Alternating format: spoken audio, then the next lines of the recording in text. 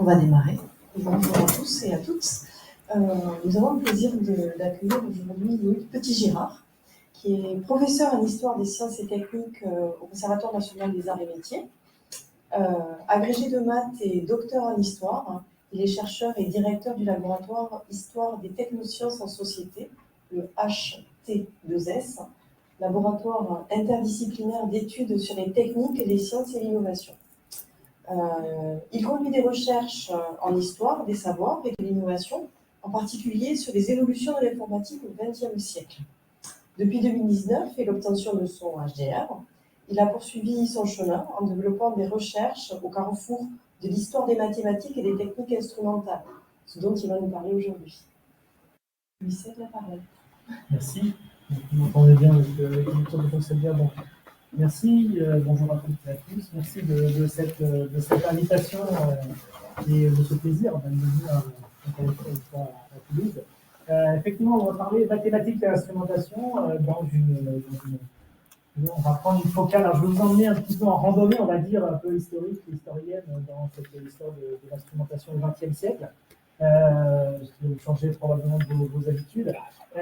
Et je vous emmène dans les transformations qui sont majeures et qui se sont faites sur la deuxième partie du XXe siècle. Évidemment, vous le voyez venir, c'est lié à toutes les transformations liées au numérique et à l'informatique dans l'instrumentation.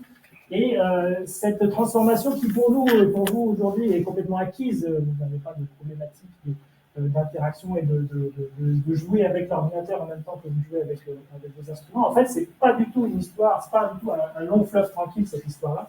Il a fallu inventer cette hybridation, cette transformation, ce renouvellement instrumental avec les technologies numériques et informatiques tout au long du XXe siècle. Et je vais vous emmener dans un morceau de cette histoire et je vais le relire à travers un angle qui est celui de l'histoire des mathématiques, qui est en fait là d'où je viens, mais parce que ça permet justement de comprendre un peu les défis, les obstacles, les difficultés, les problématiques méthodologiques, instrumentales et épistémologiques qui sont derrière cette grande transformation de l'instrumentation scientifique au XXe siècle. Et puis pour resserrer la focale, parce que je ne pourrais pas parler de tous les instruments et de toute l'instrumentation scientifique, je vais vous présenter l'histoire de la spectroscopie par transformée de Fourier. Peut-être parmi d'entre vous dans la salle, vous avez déjà utilisé ou vous l'utilisez peut-être au quotidien. C'est un instrument, un spectromètre infrarouge par transformée de Fourier, qui est très commun aujourd'hui.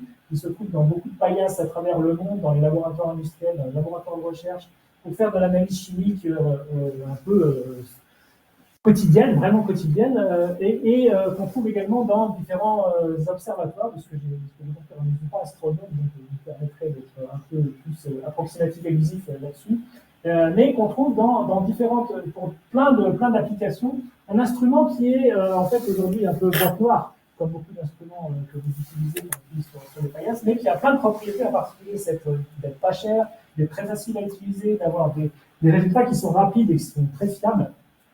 On n'a rien de temps, si j'ose dire, pour de l'analyse d'échantillons pour la physico-chimie. Et pourtant, c'est une histoire qui est extrêmement compliquée, complexe, qui s'est faite dans la période que j'avais indiquée, qui était dans le titre, entre 1949 et 1970. Donc, vous voyez, c'est déjà une vingtaine d'années pour inventer cette spectrométrie par infrarouge, par transformée de Fourier. Et je vais vous emmener dans cette période justement pour aller toucher du doigt quels sont les défis techniques, quels sont les obstacles, même j'allais dire cognitifs, mentaux, qui ont empêché ou qui ont ralenti cette progression vers un spectromètre infrarouge par transformée de Fourier, et les défis mathématiques qui sont en fait centraux dans cette histoire-là. Ce n'est pas qu'une question il y a quelques petits problèmes mathématiques à résoudre, c'est au cœur de cette instrumentation. Et donc, parce qu'il y a des tensions entre les groupes qui vont travailler sur cette spectrométrie, parce qu'il y a des controverses aussi avec différentes manières de faire de la spectrométrie. Et là, en fait, on voit les problèmes épistémologiques qui ressortent, on voit la nature des débats et le fait qu'on va passer au numérique, ça n'est pas si simple que ça dans cette période-là, et ce n'est pas seconde nature comme ça peut être aujourd'hui.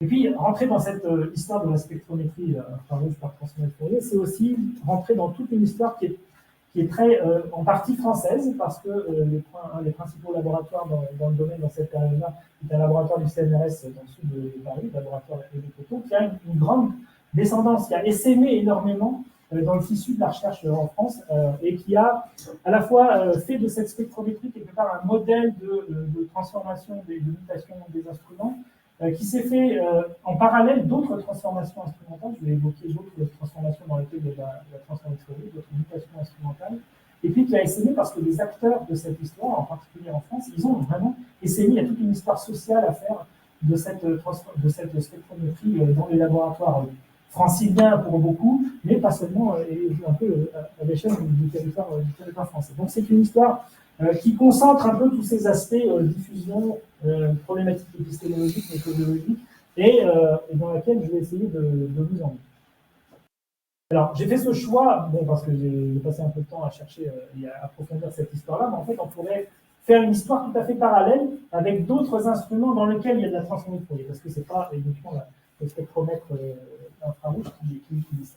Il y a plein de catégories que j'ai appelées instruments de Fourier, c'est un raccourci juste pour mettre une étiquette sur un certain nombre de principes d'instruments qui utilisent de l'analyse de Fourier, qui l'utilisent dans la conception même de l'instrumentation, qui utilisent dans le principe de fonctionnement des transformés de Fourier ou des séries de Fourier, comme en optique de Fourier, en cristallographie par diffraction de Raynaud. C'est donc toute une série de spectroscopies qui ont été inventées après la spectroscopie infrarouge par transformé de Fourier. Donc on pourrait faire des histoires qui sont parallèles à ce que je vais vous raconter, mais qui n'ont pas exactement les mêmes défis techniques et mathématiques, et qui n'ont pas été soumis aux mêmes discussions et controverses mathématiques et épistémologiques. Et puis des instruments de Fourier dans lesquels, en fait, pour avoir le résultat final qui nous intéresse, qui vous intéresse en tant que physicien, chimiste ou autre, il faut calculer une transformée de Fourier ou des séries de Fourier à partir des observations qu'on a pu faire avec la partie matérielle de cette instrument. Donc on pourrait faire des histoires tout à fait parallèles et qui mobilisent. Donc je prends pour acquis que vous avez au moins une notion suffisamment approximative de ce que c'est une transformée de Fourier. Une transformée de Fourier, ça consiste à... c'est une transformation mathématique inventée par Joseph Fourier, donc au début du XIXe siècle, qui a une très longue histoire au sein des mathématiques, mais qui a servi au XXe siècle beaucoup aux physiciens pour passer de représentations, on va dire temporelles, à des représentations fréquentielles d'un signal. Un signal porte, un signal qui se déploie dans le temps, un son peut être par transformée de Fourier représenté à travers les fréquences qui composent ce signal et la distribution de l'énergie, on va dire, sur ces fréquences qui composent ce signal. Partant d'un signal quelconque, on peut faire une transformée de Fourier de ce signal, et l'inversion de cette transformée de Fourier est aussi une transformée de Fourier. Donc, la transformée de Fourier, c'est une opération mathématique extrêmement utile, pratique, pour la théorie physique et pour les mathématiciens, qui permet de changer de mode de représentation de la même chose, entre guillemets, de deux représentations équivalentes, mais pour passer d'une à l'autre, il faut faire un calcul un peu redoutable d'intégrale selon la formule de la transformée de Fourier que vous avez à droite. Et si on a des instruments qui commencent à mobiliser ce type de transformation, vous allez voir, on voit évidemment qu'à travers calculer ces transformées de Fourier dans la pratique, ça n'a rien d'évident. Alors je vais faire une première parenthèse par rapport à ce fil de la spectrométrie par infrarouge par transformée de Fourier, pour une petite parenthèse pour un autre instrument de Fourier dont j'aurai à reparler plus tard. Cette image, est-ce que vous la connaissez? Est-ce que ça vous dit quelque chose, cette image? C'est une icône des images scientifiques du XXe siècle, qui a été obtenue par cristallographie, par diffraction de rayons X, donc qui mobilise l'instrumentation de cette image-là, personne ne sait? Personne n'a fait un petit peu de biologie. C'est de l'ADN. C'est l'ADN. C'est l'image d'un cristal d'ADN par cristallographie par diffraction de rayons X. Ça a été obtenu par celle qui a été malheureusement occultée dans cette histoire, Rosalind Franklin, en 1952. C'est elle qui a fait ce cliché et qui a été repris par Watson et Crick pour élaborer la double hélice de l'ADN, la structure de ce cristal d'ADN en double hélice. Alors, je vous mets au défi de voir la double hélice là-dedans. Est-ce que quelqu'un voit une double hélice d'ADN là-dedans? Non, ça paraît un peu compliqué. Mais en fait, la relation entre les deux, c'est que cette cristallographie de rayons X, cette image obtenue par Rosalind Franklin, c'est la transformation spatiale de la double hélice d'ADN. Et donc, dans ce jeu qui a consisté à traquer et comprendre la structure de l'ADN, là, il a fallu calculer toute une palanquée de transformation de Fourier pour arriver à induire et à déduire de cette image, la seule image qu'on a de la structure de l'ADN, comment est-ce qu'on peut induire des propriétés et la structure en Louis. Et donc, il a fallu inverser la transformée de Fourier. D'accord, puisque la cristallographie par diffraction de Rayleigh passe de ça à ça en réalisant une transformée de Fourier. Maintenant, il faut l'inverser. L'inverser, c'est compliqué parce qu'on n'a pas toutes les données. C'est pas une transformée de Fourier au sens strictement mathématique et complète. Il n'y a qu'une partie des informations, mais qui suffisent à élaborer et à dire quelle est la structure de la vie. Donc, il y a une histoire intéressante, occultée aussi, parce qu'on a retenu que Watson Crick et Rosalind Franklin dans l'histoire. Mais en fait, il a fallu calculer beaucoup de transformées de Fourier avant d'arriver à la bonne solution. On va voir que c'est très parallèle à ce qui se joue dans la spectrométrie dans la fin.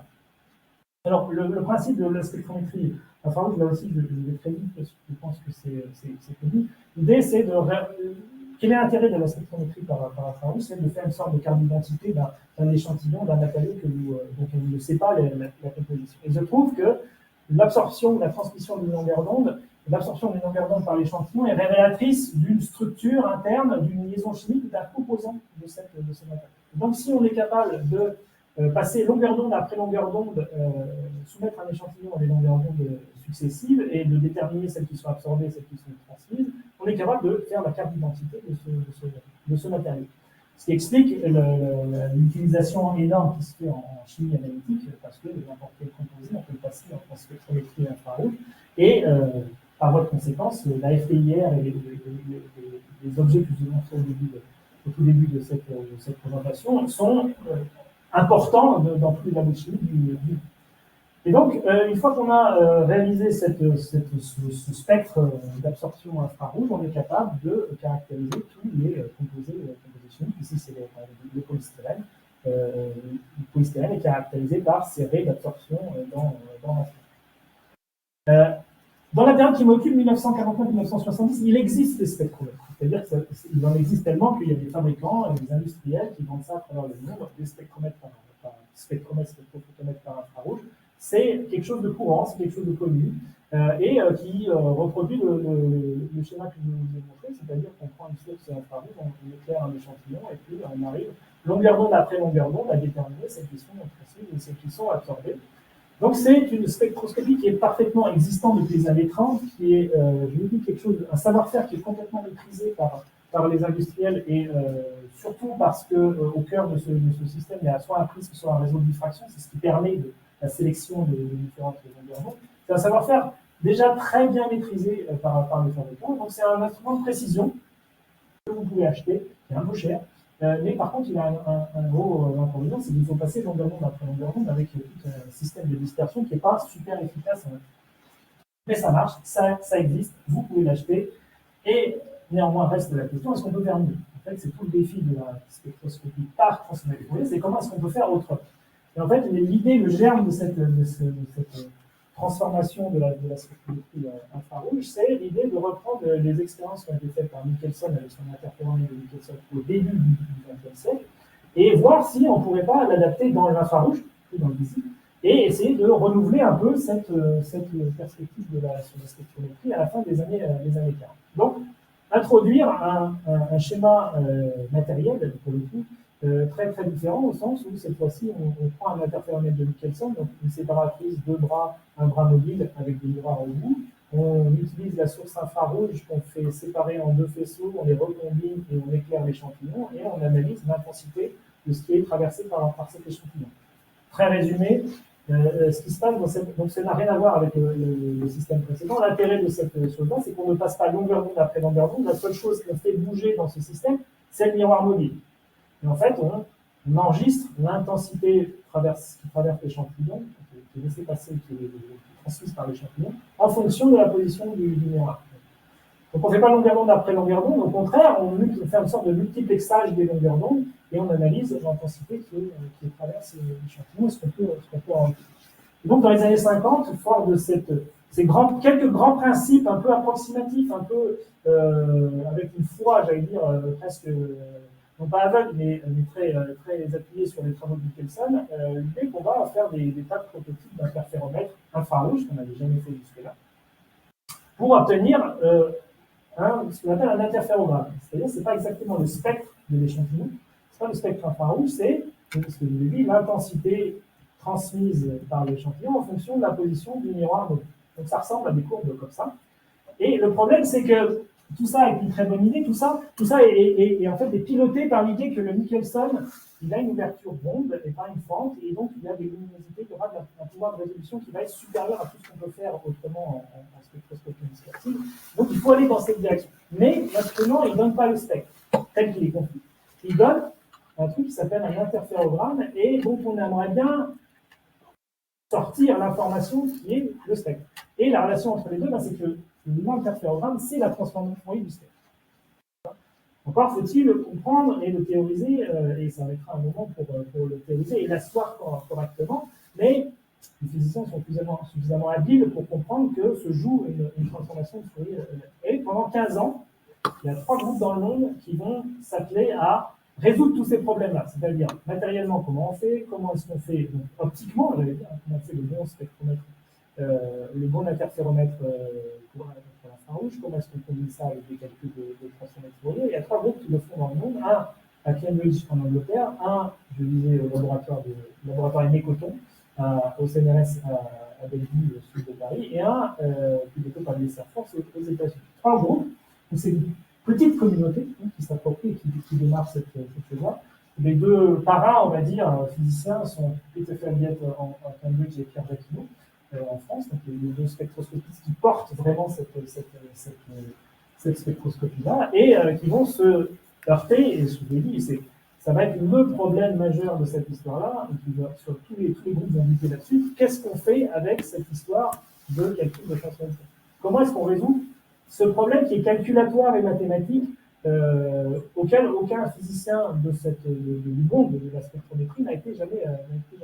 Donc on est dans une espèce d'espoir, de promesse de ce principe. En 1950, il faut tout concevoir, il faut tout inventer de ce principe-là.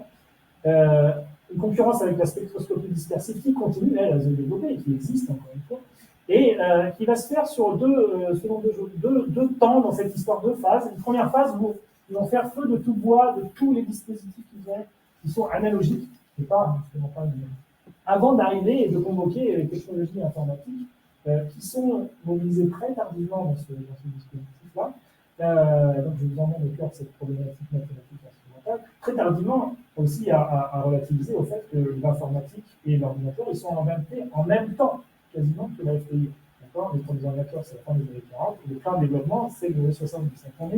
On est dans une histoire qui fraye vraiment, qui est parallèle à l'histoire du développement des ordinateurs, et ça va se voir dans cette histoire. Est-ce que vous me suivez? Est-ce que je vais trop vite? Non, c'est bon, ça me rassure. Donc la question, c'est partant du signal. L'interférogramme, c'est vraiment un signal enregistré sur papier. Donc on a une trace sur un papier, et les physiciens sont capables de faire des interférogrammes très, très beaux, très, très précis dans leur dessin, mais ils ne savent pas comment faire, ou ne savent pas comment arriver jusqu'au spectre. Donc il y a 3 stratégies, je vais commencer à rentrer un peu dans les détails. La stratégie, qu'est-ce qu'on a sur l'étagère pour le faire? Il va s'apercevoir qu'il y a pas mal de choses sur l'étagère. Est-ce qu'on peut faire un calculateur dédié qui ne fait que ça, c'est-à-dire qui ne transforme qui calcule à partir de l'interférogramme le spectre qui nous intéresse de manière analogique, parce que c'est leur horizon, c'est leur culture. Après, ils ne savent pas faire autrement que du calcul analogique. Et à quel moment on passe aux ordinateurs, donc au calcul digital, et à quel moment il y a un point de bascule. Ce point de bascule, alors je n'ai pas trop de suspense, il va apparaître là, mais je vais introduire 2 éléments sur le chemin. C'est l'algorithme de transformation Fourier rapide qui apparaît dans les années 1965-1966. Et on va voir que s'il apparaît, c'est aussi lié à des questions de calcul de Fourier dans d'autres domaines, mais qui va être nourri, qui va entrer en pleine synchronicité et vraiment concomitance avec cette question de la spectrométrie par transformation Fourier. Et à partir de là, ça va devenir cette évidence. On va construire cette évidence que, en fait, il aurait fallu faire ça comme ça depuis le début. D'accord ? Mais ça, c'est la sagesse de l'après. Et les cheminements pour arriver là, il est un peu plus compliqué. Donc, comment on fait de manière, avec les scientifiques sur les étagères? Il se trouve que depuis le début du XXe siècle, on a des analyseurs harmoniques sur l'étagère. L'analyseur harmonique, il ne fait pas du calcul de transformation de Fourier, il calcule des séries de Fourier. Mais En son cœur, il a un petit système qui est très intéressant, c'est une boule avec des disques qui roulent dessus. Et en fait, mécaniquement, hein, on est capable de faire des calculs de Fourier, au sens où on fait des intégrales et des multiplications par des fonctions trigonométriques de manière entièrement mécanique. Vous prenez le stylet qui est ici, vous faites suivre une courbe qui serait une oscillation, et bien vous allez lire sur le dessus de la machine les coefficients de Fourier qui vous intéressent. Vous voyez, c'est un instrument un peu magique, entièrement mécanique. Il n'y a pas une pièce électronique ou rien du tout. Les spectroscopistes se disent, et Michelson, le premier l'avait fait, et même inventé des dérivés de ces analyses là, on va se dire, bon, est-ce qu'on peut le faire avec ça? Est-ce qu'on peut bricoler comme passer des coefficients de Fourier à c'est un petit peu plus compliqué que ça en a l'air. Bon, ils vont vite s'apercevoir que ça ne suffit pas de se cantonner à ce qui existe sur l'étagère, et on va inventer d'autres choses. Donc, je rappelle, cette communauté, ce sont des physiciens, ce sont des spécialistes de l'optique, infrarouge, ce sont des spectroscopistes, et pour lesquels l'analyse de Fourier est à la fois très connue et très inconnue. C'est-à-dire que toutes les théories physiques, ils les connaissent. Là où on mobilise de la transformée de Fourier, de la série de Fourier, ils savent ce que c'est. Ils ne savent pas les calculer en réel. Ils ne savent pas aller au bout du calcul, c'est toute la problématique qui est là. Et ils ont une connaissance qui n'est pas celle des ordinateurs, parce qu'ils sont en train de se construire, qui est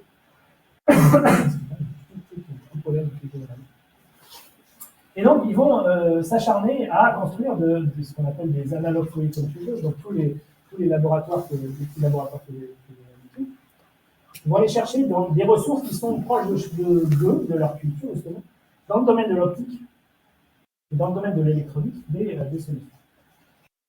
C'est bon. Donc, je dis, on est au pays de l'optique de Fourier. Il reste qu'en France, non seulement on est au pays de Joseph Fourier, donc l'inventeur des séries de Fourier, ce qu'il a appelé la transformation spéciale, au début du XIXe siècle, mais on est aussi un pays dans lequel Pierre-Michel Duffieux, a été un des physiciens qui a été inventeur de ce qu'on appelle l'optique de Fourier. Et comment est-ce que, en optique, on peut utiliser tous les ressorts de l'analyse de Fourier pour inventer des systèmes pour calculer, ce qui a généré dans les années 60 tout un programme de calculateurs et d'ordinateurs optiques, c'est des ordinateurs qui ne fonctionnent qu'avec des instruments optiques et qui calculent de manière à la vitesse de la lumière. D'accord, c'est l'intérêt de ces ordinateurs optiques. Et Pierre-Michel Duffieux, c'est quelqu'un qui gravite autour du laboratoire du coton, qui est connu de ses opticiens, de ses spectroscopistes, et qui a écrit une série d'articles en fait entre 40 et 46, intitulé L'intégrale de Fourier, ses applications optiques, dans lequel est expliqué que tu vas calculer la transformée de Fourier de manière optique, c'est tout à fait cohérent et logique avec des dispositifs optiques. Et la première opération à laquelle on peut penser, c'est que la diffraction d'une ouverture, c'est une transformée spatiale de cette ouverture-là dans les bonnes conditions de forme de forme. Donc vous avez déjà des manières de calculer la transformée de Fourier, débrouillez-vous avec ça. Et donc, les petits groupes là vont se mettre à dire, finalement, on a une solution intéressante. Partant de l'interférogramme papier, on va construire des masques, et puis on va le soumettre à des systèmes, optiques visibles cette fois-ci.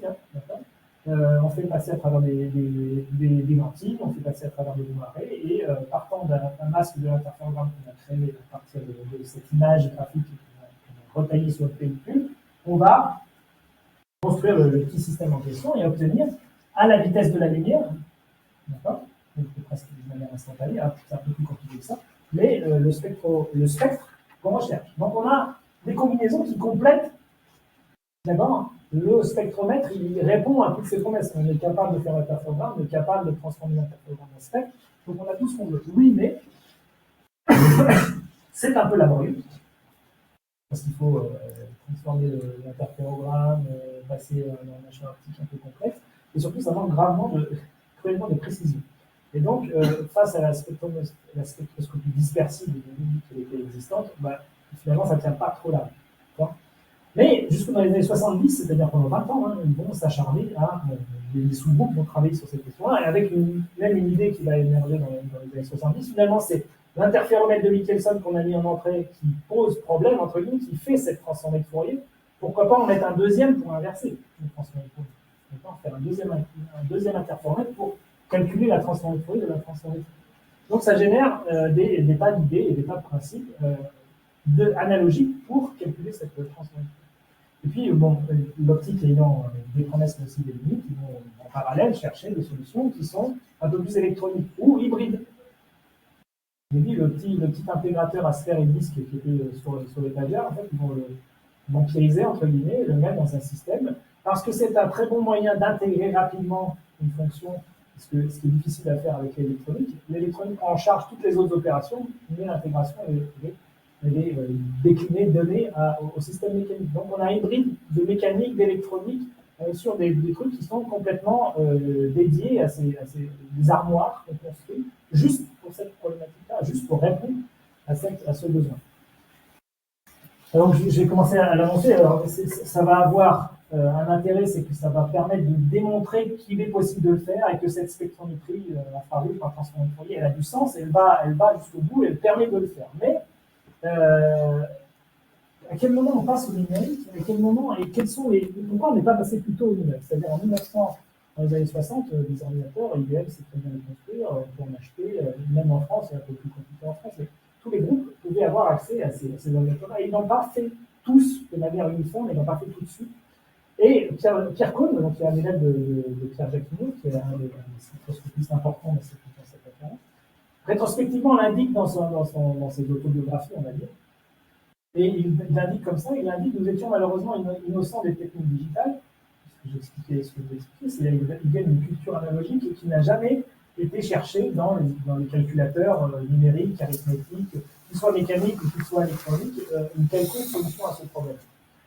Il indique que nous considérions les intégrales de Fourier comme des techniques élégantes pour décrire une foule de processus physiques, donc ils connaissent très bien tous les ressorts de l'analyse de Fourier en physique, ils savent très bien en théorie à quoi ça peut servir, mais dans la pratique réelle, il ne nous est jamais venu à l'esprit que dans la pratique réelle, elle pouvait se réduire à un ensemble de multiplications d'éditions, c'est-à-dire qu'il pouvait en dériver des algorithmes de calcul de cette transformation. Donc c'était un point totalement aveugle de cette histoire-là qui nous a fait persister pendant 15 ans avec des solutions, une dizaine d'années avec des solutions analogiques que je vous ai décrites.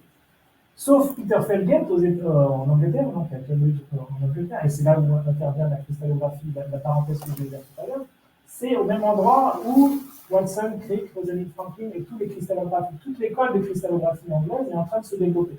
Et eux sont déjà un pied dans la transformation de Fourier, dans les calculs de série Fourier, avec ce genre de machines-là, qui sont les proto-ordinateurs de la fin des années 40. LEDSAC 2 est inventé entre 1948 et 1951.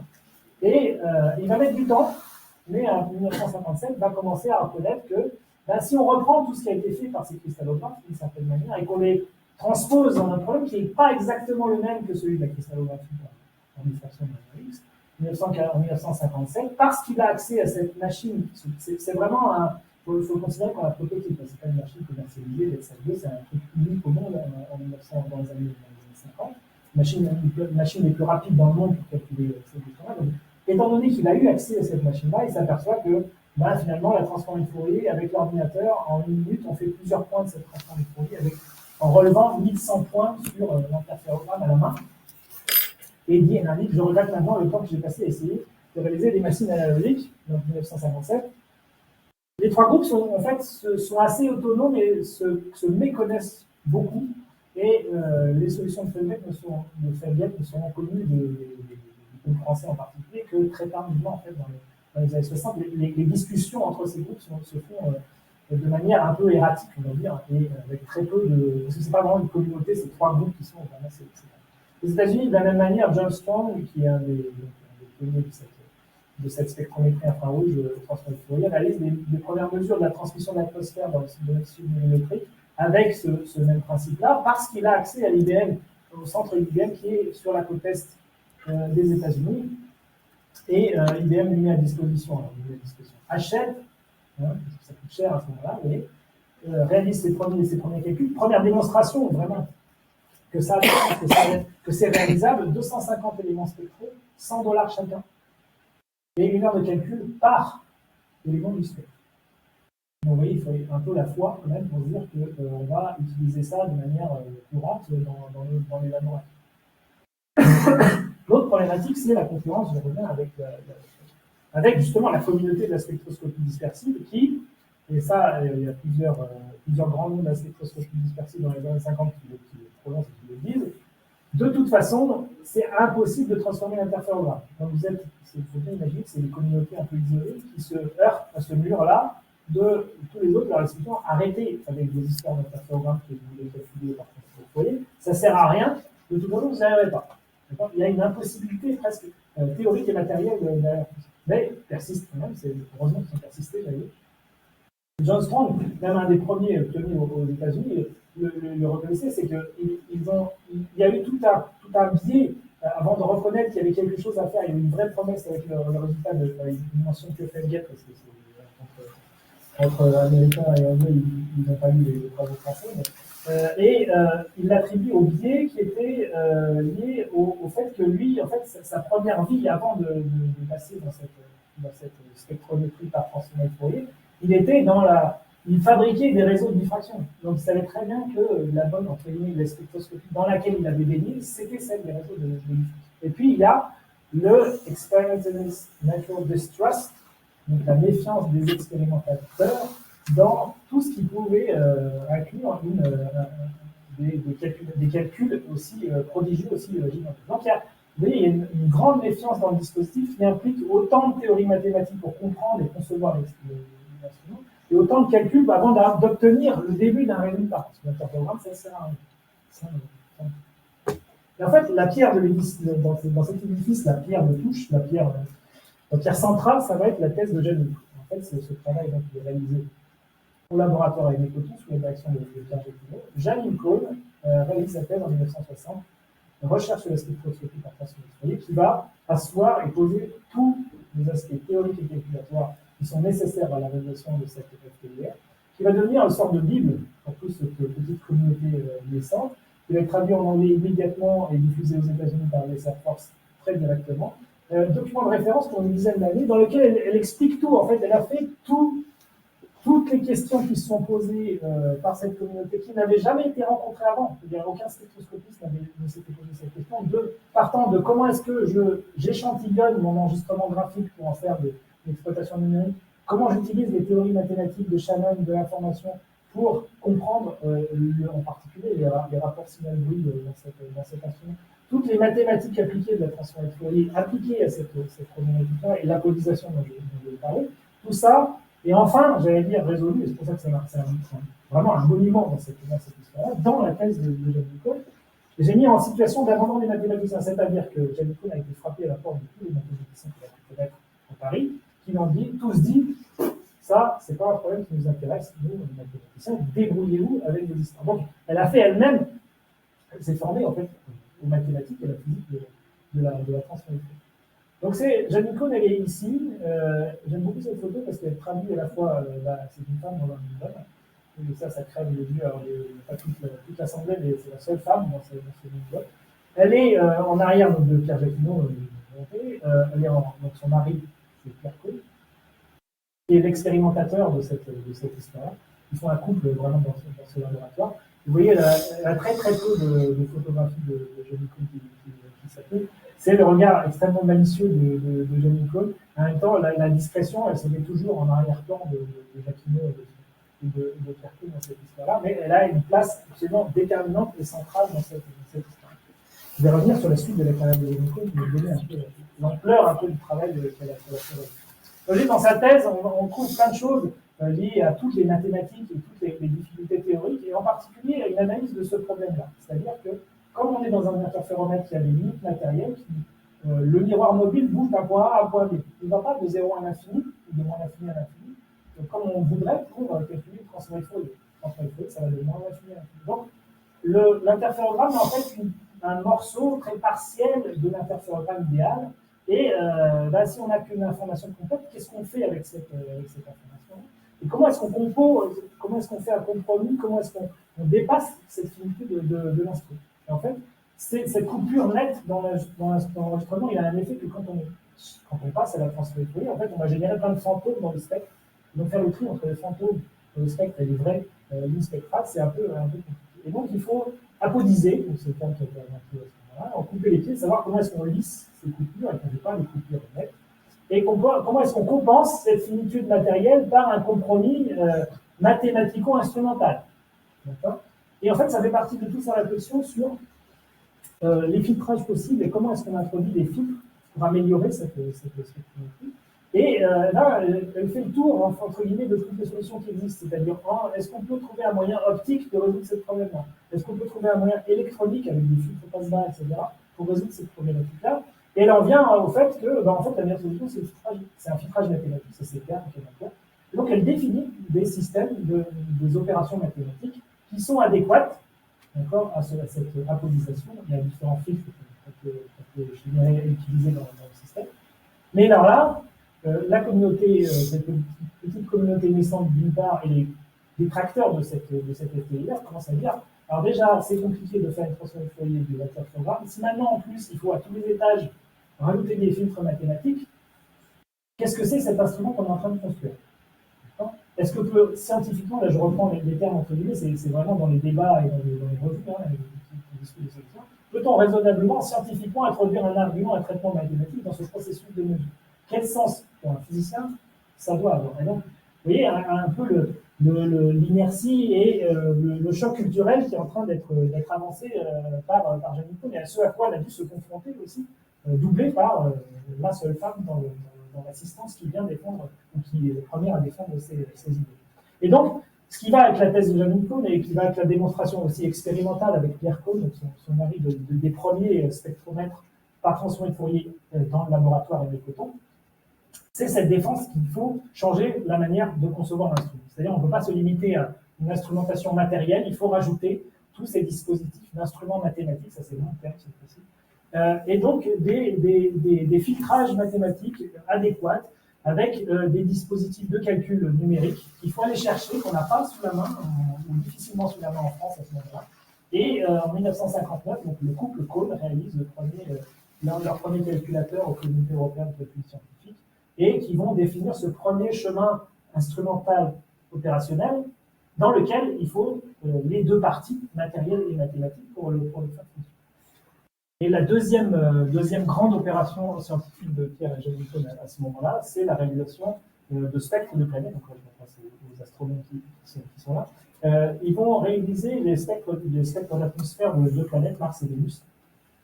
Donc c'est une adaptation, on va dire, de l'interférométre tel que je l'ai présenté, qui est aujourd'hui courant en spectrométrie par transformé de Fourier sur les observatoires. Et donc vont, alors, dans un travail qui est, il y a un côté très rocambolesque en vrai dans leur affaire, parce que ils font des observations de nuit, évidemment, dans trois observations, dans trois observatoires dans le monde qui vont collaborer. Et le problème, c'est que d'une nuit à l'autre, il faut, dans les 24 heures qui séparent les deux temps d'observation, être capable de transformer les interférogrammes. Ce qui est extrêmement difficile, extrêmement coûteux, extrêmement complexe à ce moment-là.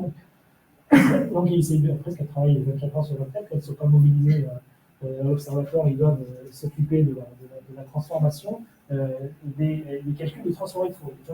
Mais ça va mettre un clou vraiment profond cette fois-ci dans la communauté de la spectroscopie par transformé de Fourier, parce qu'ils vont publier le spectre planétaire dans le proche infrarouge de Mars et Vénus. C'est juste un extrait. Très peu de commentaires à faire parce que je ne comprends pas forcément tout ce qui est dans cet article du point de vue des résultats astronomiques, mais on voit à quel point c'est vraiment la déclinaison de tout ce qui est dans la thèse de Janine Cohn qui est mise en pratique, mise en œuvre dans ce résultat. Donc, publié en 1966, et je vous l'ai annoncé tout à l'heure, j'ai cassé le suspense, mais en 1965-66, il y a quand même des mathématiciens ailleurs qu'en France qui s'intéressent à cette question. Et James Cooley et John Tukey, c'est deux mathématiciens américains, un qui travaille chez IBM et l'autre qui travaille à l'université de la côte Est, vont publier là le premier algorithme de transformé de Fourier rapide. Donc comment est-ce qu'on, sur ordinateur, on est capable de trouver des méthodes de factorisation, de simplification de ces calculs de transformé de Fourier, dans un contexte qui est très différent, d'accord. Ils travaillent et en fait ils répondent à cette question-là. C'est lié à des études sismographiques. Comment est-ce qu'on analyse du signal de sismographe avec de la transformée de Fourier, avec de la déconvolution, en pleine guerre froide, 1965-66, c'était un peu les enjeux en termes américaines-soviétiques.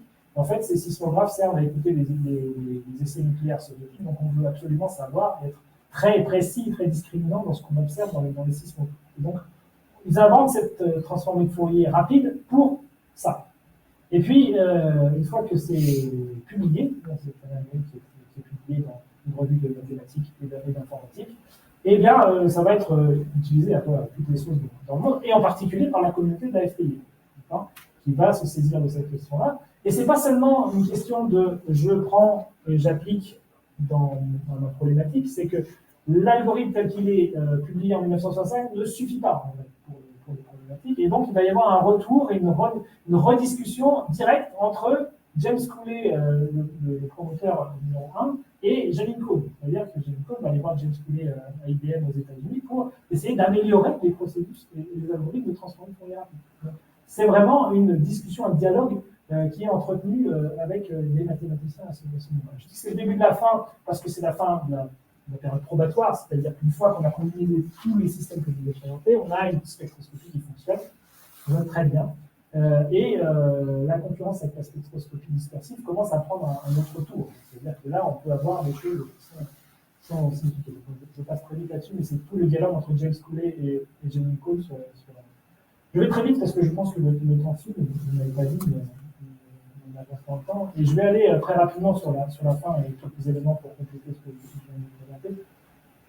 Si on accélère un peu le temps, on était parti d'un spectre des années 50 qui était très cher, très long, unique, c'était une opération extrêmement coûteuse, à une transformation très rapide avec la Fast Fourier Transform de Cooley-Tukey entre 1965 et 1968, qui réduisent le temps de calcul à quelques secondes, et donc qui ouvrent un horizon nouveau pour cette spectroscopie. Et puis on arrive les mini-ordinateurs, les micro-ordinateurs, tout un système qui, partant d'un interféromètre compliqué sur lequel il faut aller greffer des ordinateurs qui prennent l'ensemble de cette pièce-là, on passe à des systèmes qui sont tout intégrés, c'est-à-dire que l'instrumentation est matérielle et informatique et mathématique, elle est tout en un dans le dispositif que je vous ai, des dispositifs qui sont grands comme des bureaux au début et qui vont finir par ça.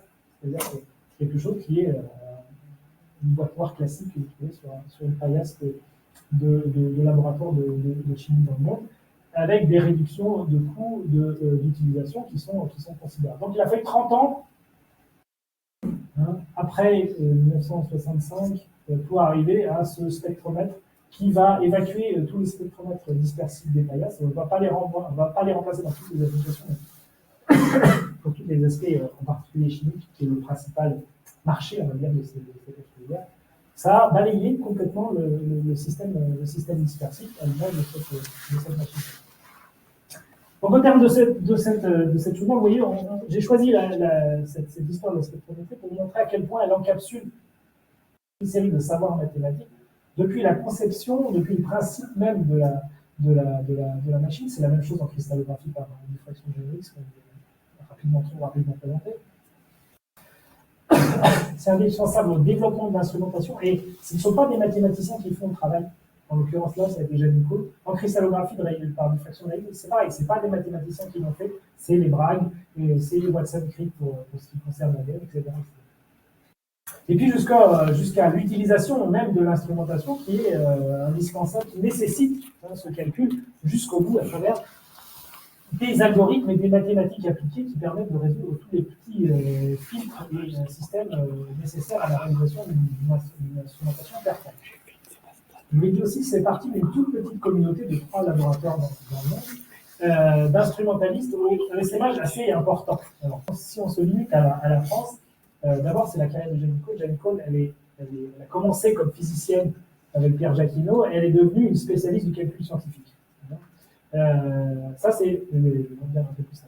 Deuxièmement, le laboratoire à Mécoto, ça a été un peu une école française du traitement numérique du signal. C'est-à-dire l'expérience, ce qu'ils ont appris sur la spectrométrie par transfert Fourier, ils l'ont transféré à toute une génération d'élèves, de docteurs qui se sont succédés dans tous les laboratoires en France et qui ont diffusé cette culture du traitement numérique du signal avec les mêmes problématiques que ce qu'ils ont rencontré, c'est-à-dire systématiquement cet obstacle de physiciens qui était un peu réticent finalement à arriver à ce genre de solution, et jusqu'à réinventer des modes de conception d'instruments où finalement on va séparer progressivement ce qui est la partie capteur de ce qui est la partie traitement numérique du signal, comme étant une manière d'approcher, de définir deux nouveaux instruments dans les années, plutôt dans les années 80.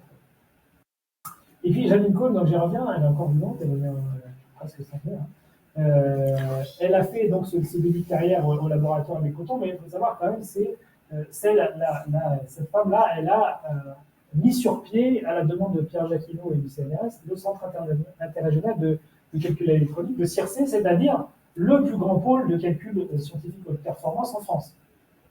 Et vous voyez bien que c'est toute cette expérience qu'elle s'est faite sur la spectrométrie par transfert de Fourier, toutes les discussions avec James Coullet, tout ce travail qui est de plus en plus mathématique en fait dans son approche. Au regret de son mari Pierre Cohn, qui a dit un jour elle a été physicienne et puis ça s'est terminé. Elle est devenue une des plus grandes scientifiques françaises responsables en charge de ce système qui est le CIRC, c'est le campus d'Orsay, l'histoire sacrée, et qui est resté d'ailleurs encore notre dernier calculateur superordinateur un pôle de référence sur cette question. Pierre Jacquinot aussi, il a été Pierre Jacquinot, Robert Chaval et toute une série de physiciens qui ont fait leurs armes au laboratoire de Bellevue, en fait, ont pris toute une série de responsabilités, d'une part, la direction du CNRS, l'Université d'Orsay, et toute l'école de spectroscopie française a été renouvelée à partir de ce creuset du laboratoire des cotons et cette problématique scientifique qui leur a pris une vingtaine d'années à réaliser. Et puis si on change encore de focale, juste pour vous montrer un peu le type de réflexion aussi épistémologique dans lequel je suis impliqué, pourquoi je me suis intéressé aussi à ces instruments de Fourier sur la période 1940-1970, il se trouve que ce travail et cette réflexion sur les instruments fait par des physiciens, en fait, elle a une histoire et une proximité avec le renouvellement des mathématiques de Fourier. Je vous l'ai dit, d'abord, il y a des physiciens parmi ces spécialistes des instruments de Fourier qui ont apporté des résultats mathématiques. Alors, ce n'est pas des théories mathématiques nouvelles, mais ils ont contribué aux mathématiques appliquées de l'analyse de Fourier parce que les mathématiciens leur ont abandonné, en fait, le cas. Mais néanmoins, ce chapitre des mathématiques de Fourier, au milieu du XXe siècle, est en plein renouvellement. Les théories de distribution de Laurent Schwartz, ça vous dit quelque chose que vous utilisez, en fait, ça a été l'occasion de remettre Fourier au centre du jeu, y compris comme un chapitre des mathématiques intéressant par les mathématiciens. Et en fait, si on change d'échelle, on voit qu'il y a une espèce de coévolution et de porosité finalement entre toutes ces communautés. Il n'y a pas les mathématiciens d'un côté, comme j'ai pu le schématiser, et les physiciens de l'autre, mais il y a tout un continuum de discussion et le renouvellement des mathématiques de Fourier, en particulier en France, il a à voir avec le développement de toute cette série d'instrumentation. Et ce n'est pas uniquement des résultats mathématiques qui descendent dans les instruments, hein, c'est des résultats, des nécessités du concret, hein, qui remontent des problématiques importante pour les mathématiciens. Et la question de l'apodisation, la question de qu'est-ce qu'on fait avec un signal tronqué, est-ce qu'on peut obtenir des résultats ou est-ce qu'on peut obtenir de l'information avec une transformée de Fourier sur des résultats tronqués, est un résultat mathématique important. Et donc on a cette coévolution entre la manière de concevoir ces instruments qui deviennent de plus en plus numériques, la diffusion de cette instrumentation et avec l'électronique et les algorithmes qui correspondent, et puis un rôle des mathématiques qui est de plus en plus en discussion avec cette communauté des instruments qui prend un rôle vraiment instrumental et pas seulement de théorisation de ces instruments à partir de ce milieu des années 50. C'est ça qu'il y a derrière la grande transformation vers le numérique de l'instrumentation scientifique. Si on le prend de manière générale, c'est plus un mouvement général de cohésion des mathématiques et des instruments, en tout cas de mon point de vue. Je crois que j'en ai pas. Voilà. Merci.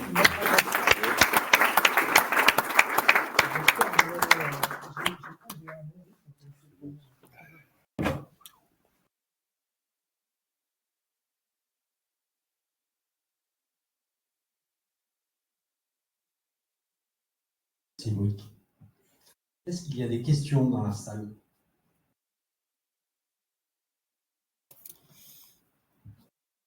Est-ce que vous avez un moyen simple de décrire comment fonctionne l'instrument qui calcule des intégrales de manière mécanique? Vraiment simplement? Non. Simplement non, parce que c'est vraiment de la géométrie en fait.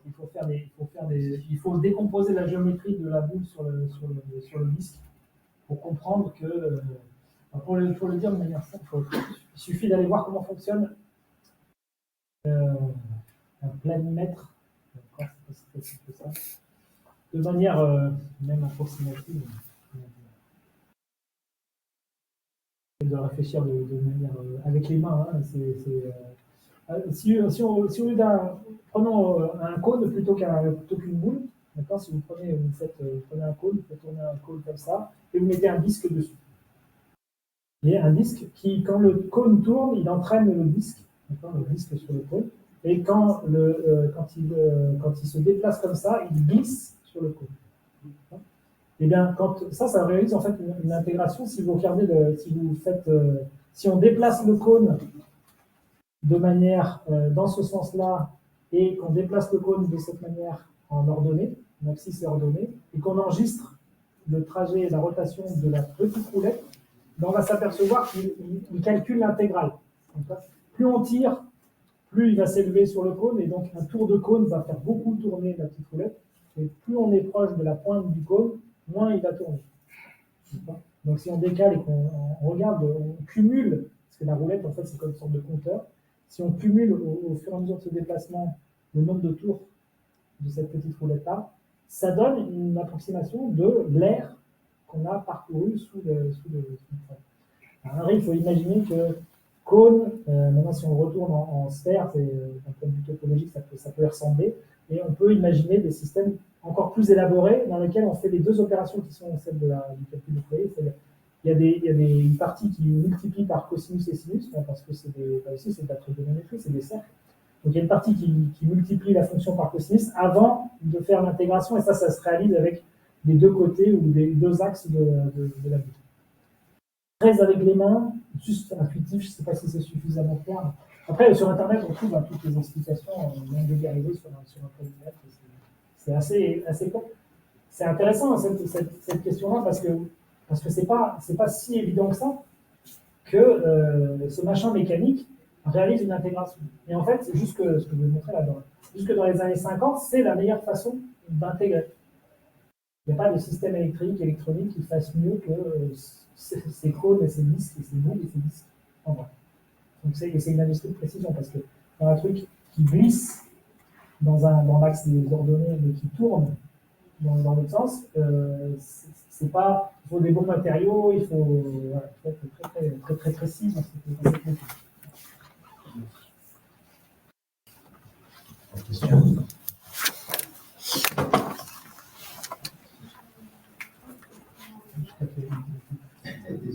Oui, alors moi je me suis toujours demandé, comme on fait des calculs à vitesse de la lumière, pourquoi personne ne pensait à faire des coprocesseurs optiques derrière les ordinateurs. Alors, qu'est-ce qui arrête? Quelle est la limitation? C'est le prix, la consommation? C'est le fait qu'on n'ait pas... On a des problèmes après de conversion au numérique pour revenir au numérique. Il y a une bonne partie de ça. D'abord, c'est un instrument optique, c'est très spécialisé. C'est-à-dire que ça ne réalise qu'un calculateur optique tel qu'il était imaginé dans les années 60.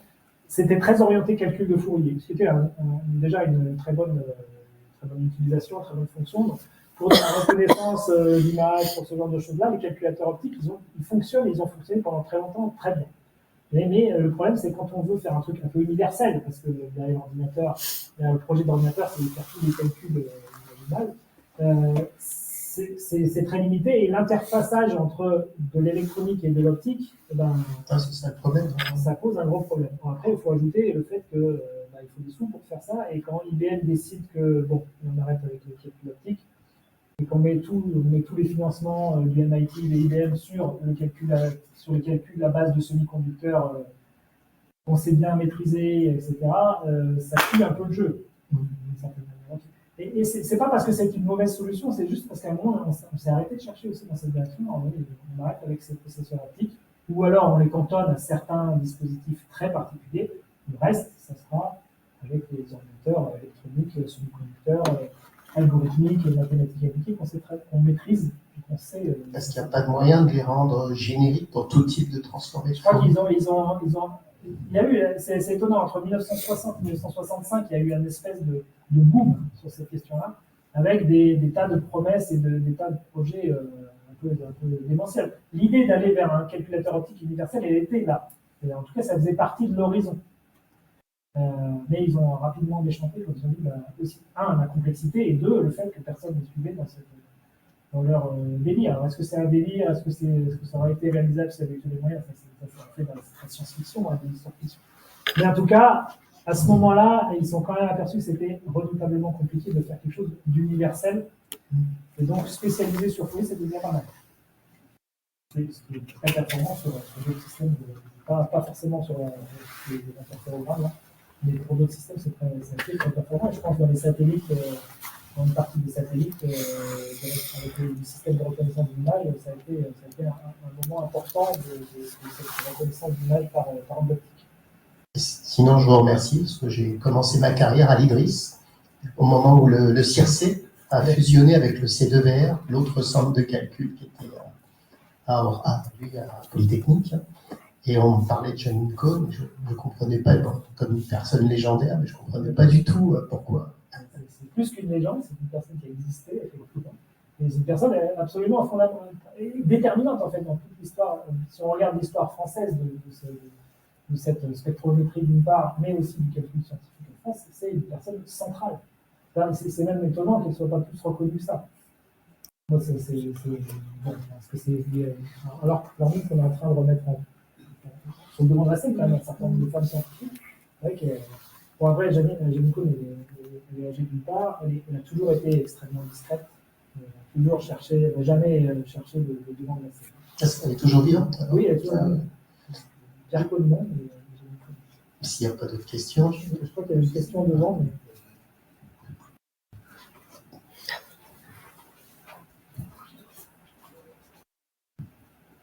J'ai vu deuxième affiliation dans l'article des couples de Cohn. Donc, c'est Jet Propulsion Laboratory. Oui. Ils ont été recrutés en même temps aux États-Unis ou comment c'est possible? En fait, le JET, la Pasadena, leur a financé la conception d'un instrument pour le JET. Donc c'est un projet de recherche, ça a été temporaire et donc ils ont été au JET pour, surtout Pierre Cohn a défini, a construit, inventé leur premier spectromètre par transfert Fourier. Donc c'était financé par... C'était financé par le JET américain et ils ont été faire les premières expériences et le premier spectromètre. Là aussi, c'est étonnant à quel point, en fait, dans les mains de Janine Pierre Cohn et leur groupe et de Pierre Jacquinot, il y avait les meilleurs fabricants de spectromètres transmettés au monde. Pierre Cohn, autant Janine Cohn est légendaire, mais Pierre Cohn, c'est aussi une légende de cette. Et en 1970, il n'y a pas meilleur groupe dans le monde de conception de la spectrométrie par transmétrie. Mais il n'y a jamais eu je parle de la descendance de les images, il n'y a aucun industriel qui a repris ça. Ils n'ont pas réussi à faire une industrie, à aller sur le marché de cette transformation, de cette spectrométrie par transformation, alors même que la meilleure expertise dans le monde, elle était dans ce laboratoire. Ça, c'est une histoire aussi française, un revers de cette histoire. On ne peut pas faire que des succès dans cette histoire. Il y a un échec majeur on n'a pas su, en France, prendre le relais de cette industrie. Il y a peut-être une autre question. Non, merci beaucoup. Effectivement, les Américains ont été friands des productions et des inventions, de la créativité de Pierre Cohn et Janine Cohn dans ce domaine. Et justement, pour suivre cette question, en fait, quelque chose que j'ai pas bien compris, c'est à quel point, en fait, ce papier-là et cette méthode-là, elle utilise les méthodes analogiques ou complètement numériques. Ça n'utilise pas les méthodes analogiques. Ça, c'est complètement numérique, ça, en fait. Et ça a été ensuite accéléré par la FFT. Voilà, c'est ça. Donc, ce que je disais, c'est que là, ils ont été. Il faut imaginer qu'ils ont fait ça avec des ordinateurs que je disais, qui sont grands comme ça, c'est-à-dire l'IBM 360, c'est des monstres de calcul. Et en étant en observation la nuit, il fallait donc sur place enregistrer l'interférogramme, le transformer en carte perforée. Là, on est dans le système propre aux années 60.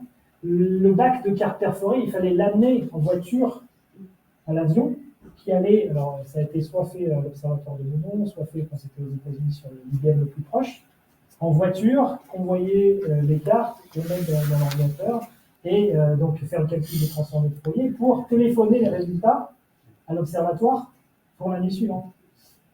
Donc c'est pas du tout analogique, mais c'est pour vous montrer il y a un cran énorme à ce moment-là entre ce qu'ils sont capables de faire, de bricoler en analogique rapide, c'est mais approximatif, et une espèce de montagne de difficultés que ça représente de faire ça de manière numérique.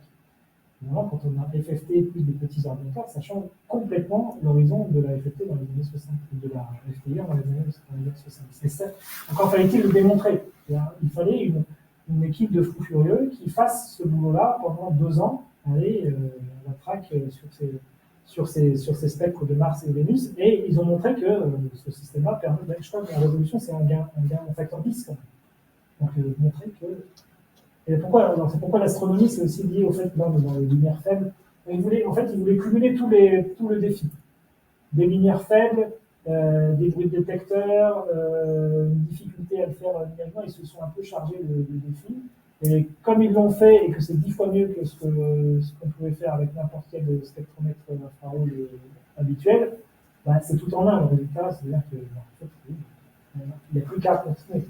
C'est pas facile, on va continuer dans cette J'ai une petite question sur l'apodisation. Juste, est-ce que vous pouvez détailler un peu plus précisément en quoi ça consiste et comment ils se libèrent des bornes en fait de mesure? Est-ce qu'ils font du padding? Qu'est-ce qu'ils font mathématiquement?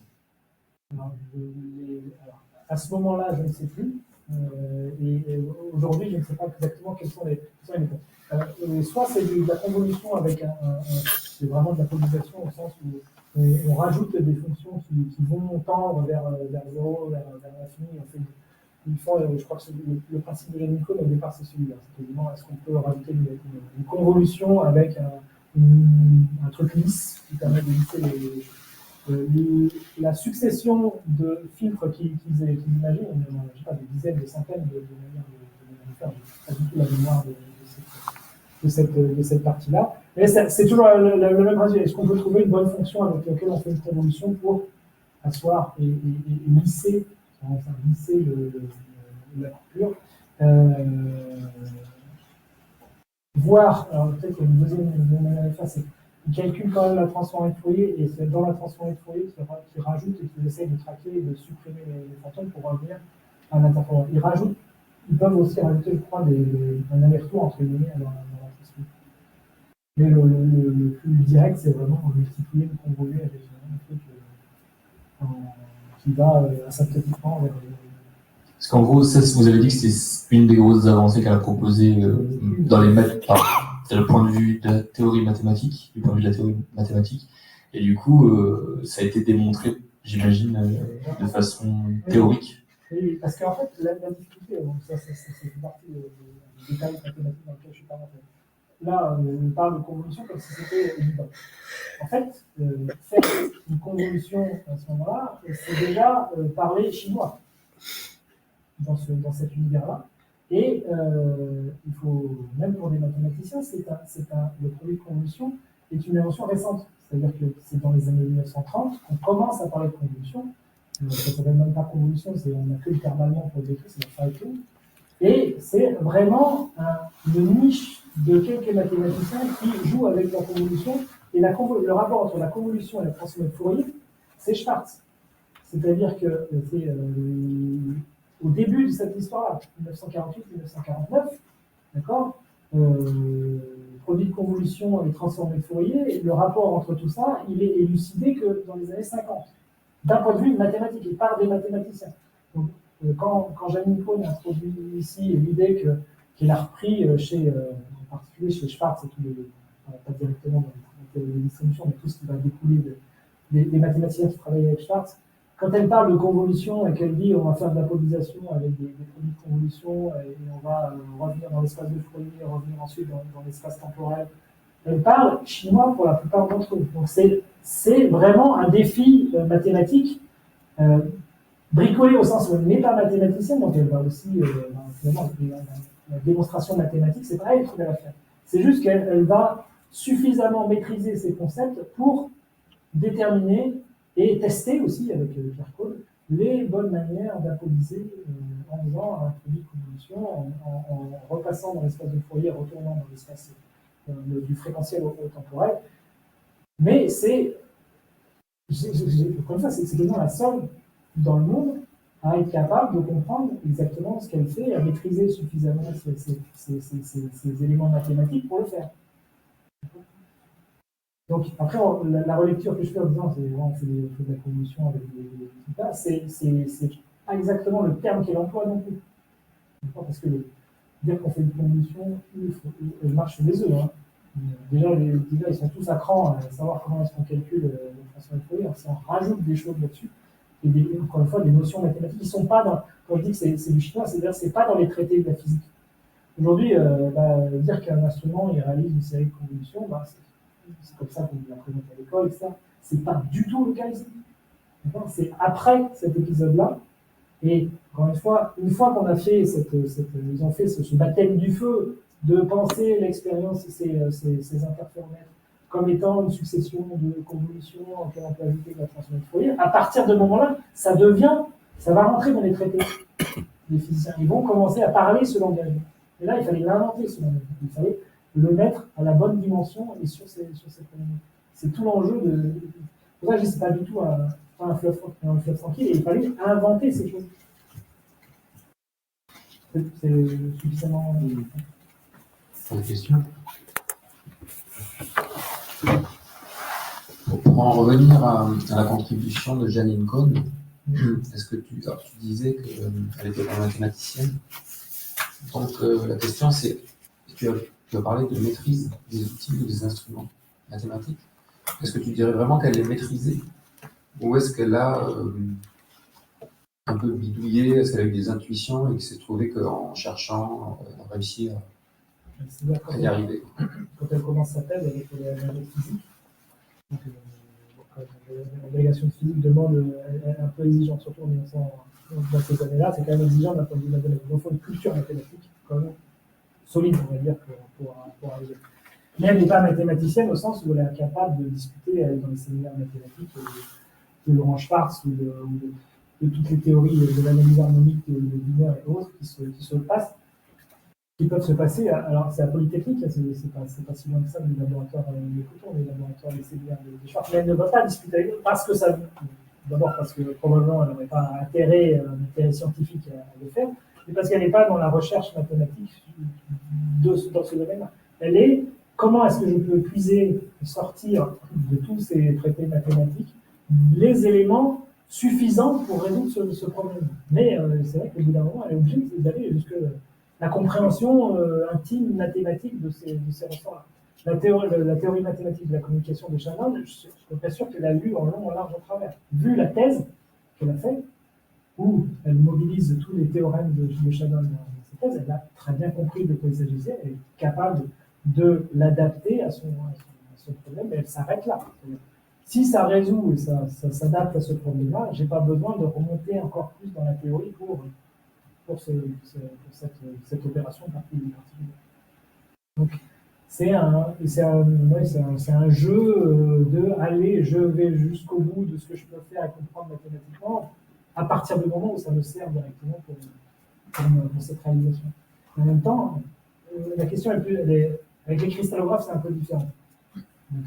L'autre histoire parallèle, dont je parlais sur la cristallographie par diffraction Marie-Louise, ils ont aussi un problème redoutable qui est différent, de nature assez différente, parce que vous avez vu l'image de l'ADN là. En fait, c'est une transformation Fourier de la structure, mais c'est surtout une projection. C'est-à-dire qu'on n'a que les intensités. Le cliché ne respecte pas les phases de la transformation Fourier. Et donc, si on a que l'intensité, on a de la manière une information très partielle sur cette. Et comment, en situation de données partielles, je suis capable de remonter un maximum d'informations? Ben ça, dans les théories, dans les questions d'analyse harmonique post-Schwartz, c'est une question que les mathématiciens se posent aussi. Et ils vont discuter et ils vont se mêler de la cristallographie par diffraction Marie-Louise parce qu'ils ont les bons outils et parce qu'ils vont le faire avec les cristallographes. Là, il n'y a pas de mathématicien qui vient jouer et donc il ne contribue pas. Donc, les communautés, le type de questionnement, la limite entre ce qu'ils peuvent faire tout seuls en autonomie, en fait, est très différente selon les problématiques scientifiques en question, selon les instruments, selon la bienveillance aussi des communautés. FedGet va voir les cristallographes et va voir les SAC2, parce qu'il y a une grande ouverture aussi de cette équipe autour de ce premier ordinateur, qui sont friands de nouveaux problèmes algorithmiques, numériques, qu'ils aimeraient traiter sur les SAC2. Et les cristallographes leur fournissent 90% de leur matière, mais ils sont aussi en demande d'aller voir d'autres choses, d'autres manières de faire, d'autres algorithmes. Il y a un vrai, pour ces mathématiques appliquées, cette informatique naissante, il y a un vrai appétit de nouvelles problématiques scientifiques, numériques et mathématiques et physiques, qui peuvent nourrir le développement de l'ordinateur. L'ordinateur ne se développe pas tout seul dans son coin, et puis après, on vient le brancher sur la cristallographie ou le spectromètre. Non, c'est des physiciens qui apportent des problèmes, qui se confrontent aux problèmes, et qui orientent la définition des ordinateurs et qui va leur servir. C'est tout ça, c'est ça que je dis, l'espèce de mouvement, je dis coévolution, c'est pas les mathématiciens d'un côté, l'ordinateur de l'autre, et puis les instrumentalistes qui travaillent dans leur coin. C'est un ensemble avec des petits canaux de communication qui sont interpersonnels, qui sont FedGet qui va d'un laboratoire à l'autre, qui sont Janine Cohn qui va voir James Coulé aux États-Unis pour travailler cette algorithme, qui sont, etc. Et c'est assez difficile à traquer, d'un point de vue historien.